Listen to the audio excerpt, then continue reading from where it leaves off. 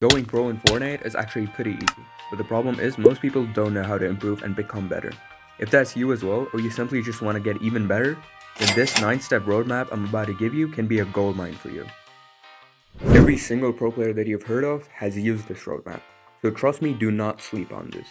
This is coming from someone who almost qualified to solo Cash Cup finals on this laptop. And yes, I raged and broke the screen. Even on 150 ping, I was only around 50 points away from qualifying. So if I can do that, you can as well. So now, without further ado, let's get started. Step number 1 is finding the best settings for you. Notice how I said for you. The thing is, even if you go to YouTube and look for the best settings, you don't really find the best settings, since there is no perfect setting for everyone. So you're gonna have to find a setting that you are comfortable with. Usually, I recommend you to use pro settings and then just tweak on them a bit. For that, just start using different sensitivities and then just go into different maps and then try them out. Whichever one feels the most natural to you and a lot more comfortable to you, just use that setting and do not change it later on. Now, as for stretch res for the PC players, I recommend you not to use it, since usually using stretch res just decreases your FOV and that's a competitive disadvantage. Now that you've found the perfect settings for you, you want to start aim training and building your fundamentals. And trust me, without fundamentals or good aim, you're never going to become a pro. So just hop on Raider Full Exposed Mechanics Training V5 and over there do the routine on the screen right now. As for headshot box fights, I want you to do 100 repetitions every single day. Headshot box fights are the best way to improve your aim, and do not sleep on headshot box fights any day of the week. Next up, it's time to build your piece control fundamentals. For this, again in Raider Force Exposed Mechanics Training V5, you want to go to the piece control section and do every single set. Repeat all of the scenarios at least 2 times. This way your fundamentals are going to become really strong. And if you're still getting used to piece controlling or you're just not really that good at building yet, just try free building a bit more. Now, once you're done with setting up the fundamentals for yourself, it's now time to fight real players.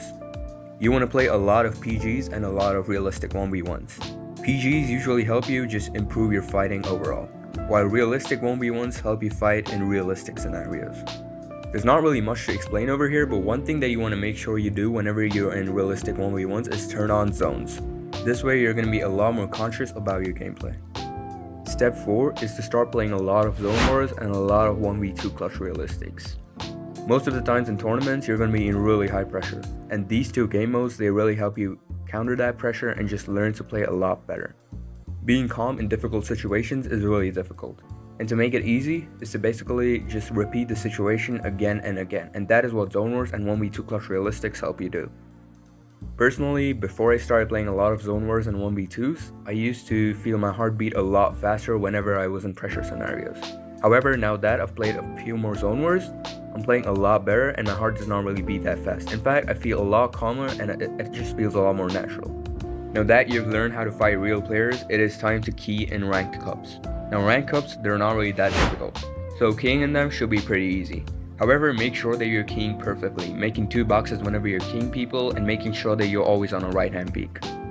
Keying in ranked cups is one of the best ways to get some tournament experience.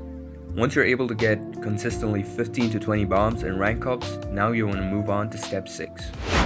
Now it's time to build your game sense, because since you already know how to fighting, you also need to have really good game sense. For that, you want to play as many scrims as possible. As time passes, you're going to learn how to rotate well, how to sit on dead side or when to go to congested side and stay front side or back side. This is also a great way to learn how to handle pressure in high pressure scenarios. Next, you want to start playing cash cups and other major tournaments. In the beginning, you just want to balance between keying and just playing it safe.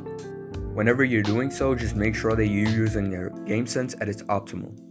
Now right now, there's no solo cash cups, so you can't really play solos, but try to find a trio somewhere and then just play a lot of trio cash cups with them, or the divisional cups. While it's not really necessary that you're going to get the best teammates ever, you're just going to be able to learn a lot more whenever playing these tournaments. Now, in step 8, you're just going to start farming a lot more PR. You're going to improve your placements a bit more. Because of that, you just get access to better and better teammates. However, when you're getting this good, just don't let it get to your head, because whenever it gets to your head, that's when you stop improving. Finally, you're in step 9 and you're ready for the biggest challenge of them all. You are finally going to find a permanent trio once you've got enough PR, and then play FNCS with them. It's not necessary that you're going to make grand finals and your first ever FNCS, but try to improve every single time that you play. So yeah, that is it for this video. If you guys enjoyed this video, make sure to like and subscribe. And if you want the best routine in Fortnite to go pro, then check out the video on the screen right now. Also, join my Discord server and Instagram down below. And see you guys in the next one. Hey, does anybody want coffee? Who wants coffee? I just made a fresh pot of coffee. Does anybody want